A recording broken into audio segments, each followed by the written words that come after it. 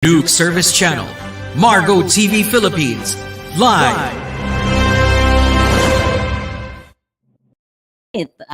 Magandang hapon sa lahat. I know it's Margo Live you're watching right now, and this is your friend, Miss Sure Manuel. Alam ko mas gusto akong tawagin ng mga tao na Tita Sure. So either you call me Miss Sure or Tita Sure. I really wouldn't mind. Surely, I won't mind. Huwag niyo na akong tinatawag ng kung ano-ano. Actually, some people, because they have a very long name, yung ibang tao, iba-iba ang nickname na ginagamit for me. But I'm more comfortable with being called as Sure. Diba? Kasi kailangan lagi tayong sure sa buhay natin. And today being my maiden broadcast, or should I say test broadcast, for this program, special people right here at our Margo TV Philippines. So, pero it doesn't mean na sa Philippines lang ako maririnig at makikita. You all know that right now in this digital world we can be all over the world without us living our places here. Like here, I'm in Quezon City. Sinabi naman po nung intro natin, di ba? And we're here in the Philippines. We're proud to be here in the Philippines, but we know we can reach out to all our other friends everywhere else. Okay, so this program, this maiden broadcast for special people, I'd like to assure you na talagang this is a program for special personalities. Now, ano ba ang criteria natin when we say special personalities? Special personalities ba yung talagang yung may pangalan lang na talagang kilalang kilala sa mundo ng showbiz? Or sa mundo ng politika? Or kung saan mang dako na meron siyang pinagkakasikatan. Pero I do believe that being special is for everybody. It's for everybody to grasp. Lahat po tayo, maaari nating abutin ang pagiging special natin in our own ways, di ba? You can be a mother and yet talagang plain housewife ka lang na mother, pero you can be a special mother, di ba? Or you can be a special wife. But in my case, happy po ako to say that my program Special People will really invite personages who are worthy of emulation, 'di ba? Yung medyo when you hear her story, when you learn about her life, then parang 'di ba, she's so special. I wanna try what she has done, okay? So, ganun po ang gagawin ng inyong Tita Sure. We will be inviting people, personages na talagang may ginawang special sa buhay nila. Now, as I said, it doesn't mean financial stature. Hindi ibig sabihin successful businesswoman ka lang. You can be an ordinary businesswoman, but you're special in your own way. And that's what we'll talk about. What makes you a special person? Okay, so syempre bago ang lahat, ang inyong lingkod na magpapakilala muna for the first time right here at Margo TV. No, natutuwa ako because when I see people, when I get into places and then people know me or at least they recognize me, siguro nakita na nila ako nung kabataan nila, no? Siguro something like that, which means advance ako in years sa kanila, 'di ba? Kasi pag nakita nila ako, nandun kagad yung, Tita Sure, you know? So meaning, dati na siguro akong malatita-tita nila, 'di ba? So you could just imagine, pero dito siguro hindi ko babanggitin ang chronological age ko. Mas maganda siguro, mag-research kayo. Do your own research dahil pa-contest ko 'yan. Especially where we started our program, siguro ho, I will celebrate the Mother's Day special right here dito sa ating program na Special People. By what? Maybe giving prizes to people na makakasagot, 'di ba? So ang isa kong pa-question pa-contest is the question, sige nga po, guess my chronological age. Guess po na huwag kayong magpalakas sa akin, baka akala niyo mas maganda ang premyo pagka ang hinula niyong guess, magmumukha akong millennial. Ang siyempre po yung talagang nearest to my chronological age. If not, sana yun talagang chronological age ko, 'di ba? So, I'd like to say that since it's a challenge, hindi na ako magbibigay ng mga hint or clues. Basta just try. Siguro madali to eh, no? I don't know if yung aming, paano kami marireach. Alam ko dito through our station, 'di ba? Meron tayong tawag natin dito sa atin, 'di ba? Parang digital broadcast. So, ako naman wala akong wala akong baon ditong cellphone, eh, ninakawan ho ako ng cellphone, eh. Pero that's good news also for me 'no, not for anything else. Natutuwa po ako in this day and age 'no, kaya nga sabi nila yung may mga ibang tao na nagrereklamo that times have changed and it seems parang sila, eh, nagtatampo. Hindi na maganda yung ginagawa, abuso daw ng social media. No, we'd like to put it the other way around. Ang tingnan natin po, what are the good things that go with this, new development in our social media. For one, 'di ba, may mga TikTokers, may mga yung mga vloggers, no? And sa atin, sa ating mga tao na sanay naman tayo, nagbo-broadcast din tayo sa mga regular radio stations at tayo naman ako kasi I tried doing that 'no, doing my vlogs during the pandemic, the height of the pandemic. I just wanted to employ someone kasi meron hong mga batang walang ginagawa during that time. College graduates sila pero parang kasi 'di ba mostly work from home, eh.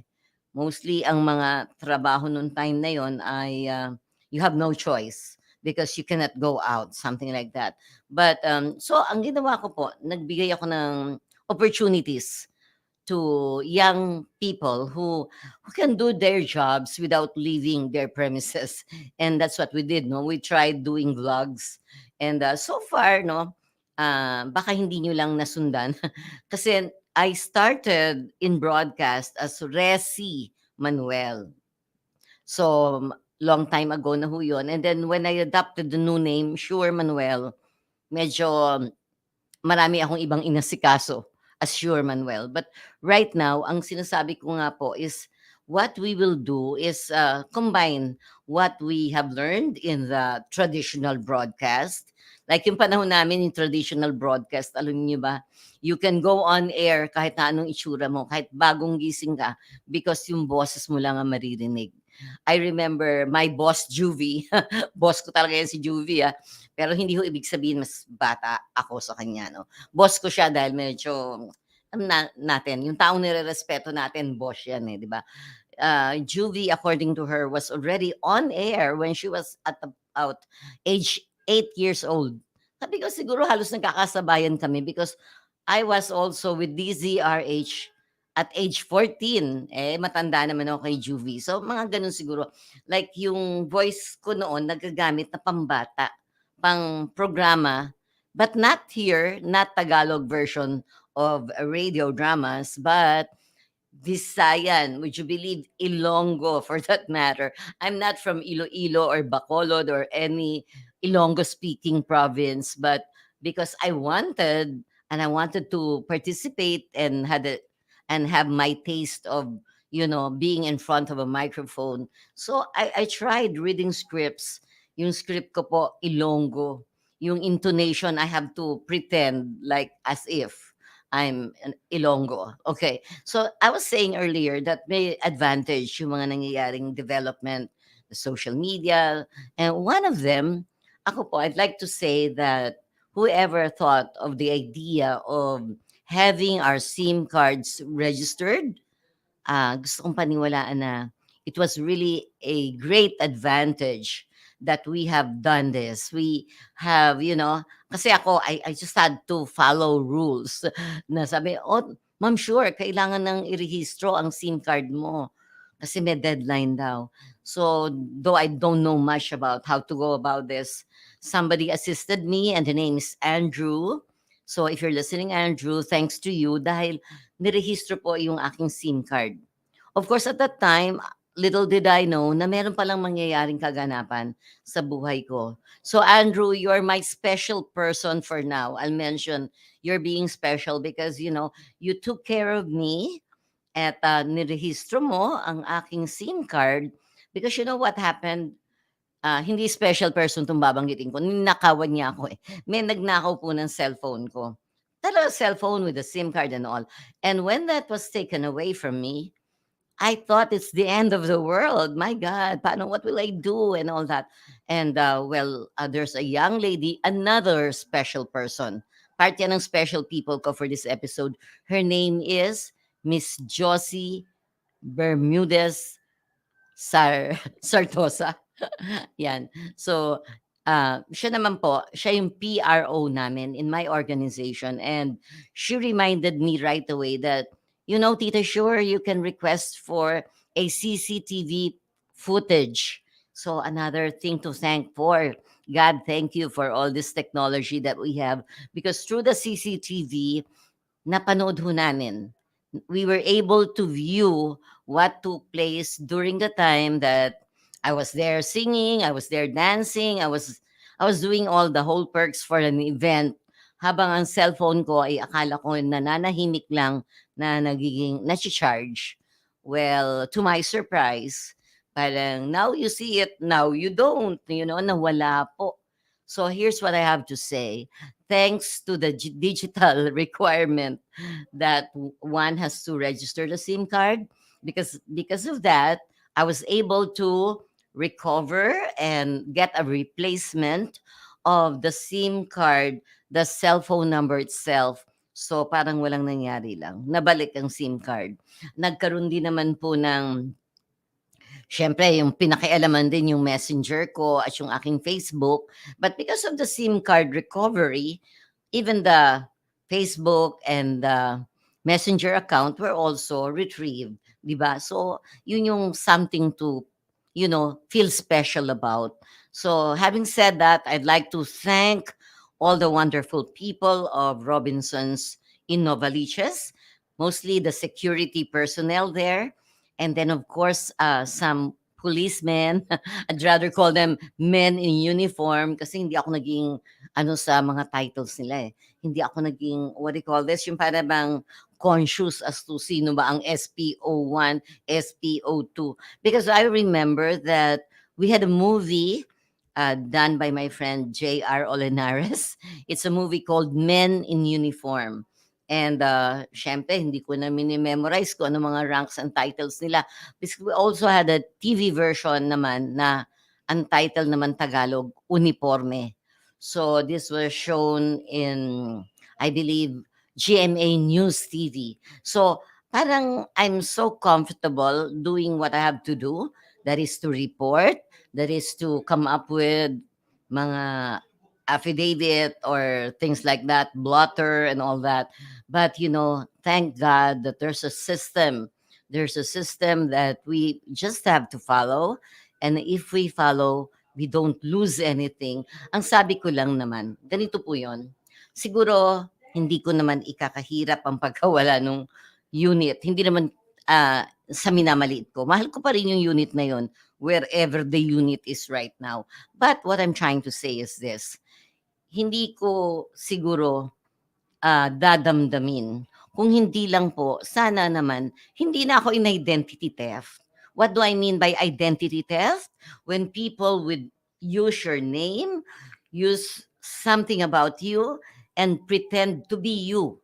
That's really identity theft. Stealing your person. And so I'd like to say this in this wonderful program called Special People. Some people were really very special, and like to mention the name James De Ocampo. James was really responsible for retrieving the personality that I thought I lost. Di ba? Yung tinatawag na identity theft na solve ho namin. And now I'm back. You can always check on me, Sure Manuel. And my boss, Juvie, there is one of those na talaga tinext ko siya right away. I had to inform her. Kasi marami pong nag-attempt na hindi ko alam kung marami o magkakasabwat ba sila or what. But the thing is, what they wanted to do was for people to send money through their GCash. So, just so, hindi naman ho sisiraan ko. Lahat po, may mga transaction talaga that you need to transact. You cannot go over a place which is kind of far. So, send money through Gcash and all that. But when you use it for bad reasons, then that's the one that we're trying to prevent. And right here in my program, Special People, I'd like to believe that we can make people special in their own ways if they will really follow the words of God. You know, this is no religious program I'm promoting, but this is something about God, something about universe, something that we believe there is a creator, the person who created us, the being who created us, the supreme being. So, dahil we were created for a purpose, sana po, yun ang ating sundan. Yun ang ating gawin na para tayo ay talagang magkaroon ng magandang role while we're here on earth. We've got to be special. And so, therefore, with this program, I'd like to tell everyone that you're all welcome, whether you're a singer, an actor, an actress, a bystander, or maybe even if you feel that you're an ordinary mom, you may be special in your own way. You're a dad, you're a father. So marami hong kahulugan when somebody would call you special, no? Just like when we eat food, 'di ba? Merong mga pag tinanong ka ng waiter or waitress, ano yung sa inyo, ma'am? Special palabok or ordinary palabok?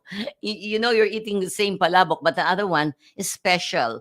So just like when I say special people, we're all people, but we can be special in all our little ways. Whatever we're doing in life, that's all. Welcome the Lord, welcome life, welcome all the good things in life for us to be special. Okay. So, speaking of that, I'd like to mention that yesterday there were people that I made friends with, and they are actually Korean entertainers. Okay. So, there's Jang Jang. I think that's the name of the girl. The girl is Jang Jang. And then, sorry for the boy. Hindi ako mapag ano ng pangalan ng lalaki. But actually, there'll be a time that I will also focus on them. No, they're in the Philippines right now. They're promoting. I believe they're gonna have a concert. But those little details I have yet to know. And of course, I have to also bring my boss here, ask her for her opinion because we may even invite them here in our studio, diba? Which is we're proud to say we're at the 11th floor of a tall building and siguro siya ko na ibibigay sa inyo yung mga detalye kasi baka magpunta kayo ngayon and I don't have much to spend in terms of time, in terms of time. Siguro I don't have much to spend na rin in terms of pizza, mga pizza dyan. There are, I believe there are some nearby restaurants, but darating ho tayo dyan. Don't you worry about it because like my boss, Juby, and my other friends and bosses, of course, you know that Margot TV comes from the name Margot, a big establishment. No? We'll tell you more about it in the future. But since we are now beginning to be, a group of companies, we're going to have a lot of things being, I would say, being collaborated with other organizations, other outlets, other networks. We'll have those kind of tie-ups. So when we do that, what we will actually do is, grow big grow big fast. Okay. So right now I would like to let you know that the reason why you have to also put there Philippines is because we're Margot TV Philippines, no? And of course we're doing the Margot TV live. So we're going to do a lot of improvements, not only for the management, for the people as well, the working force, for our groups in the marketing, and basically for everyone. Because that, I believe, is the best essence of unity. When you say you are united, you may be united in name only, or you may be united in heart through our friendship. And I do believe that the best things in life are free. and right now we're doing some, good things for other people. We gift other people and we share to other people what we also receive, 'di ba? So yun lang yun. Passing on to other people what you have, 'di ba? Sabi nga ng iba, pay it forward. So you pay it forward. You get some blessings, and that blessings that you have, share it to other people. So that's how you become a special person yourself. Okay, so right here I'd like to spell out the word people here. It's People. People. Another contest.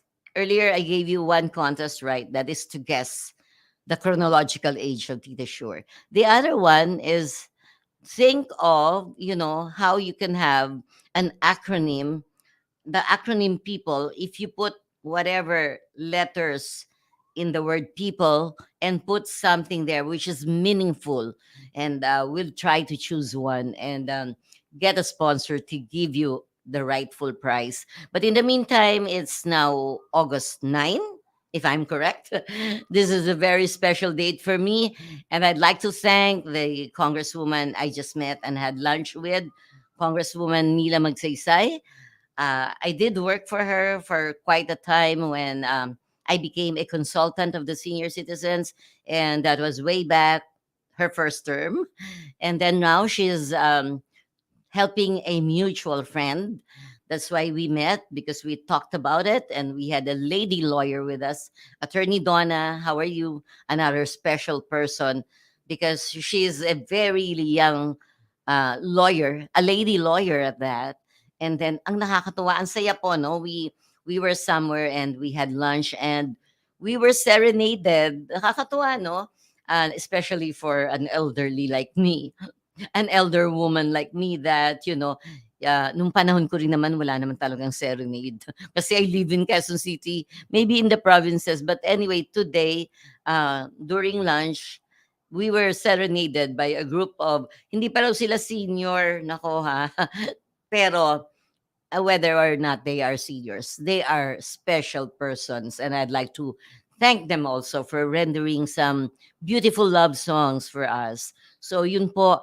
And again, today, this will be remembered. The date, August 9, this will be remembered because there were beautiful things that happened to me today. One of them, of course, is my broadcasting right here for the first time at Margo TV. So, siguro gano'n na lang 'no, parang pasasalamat dahil ito yung first day ng program ng special people right here at Margo TV Live.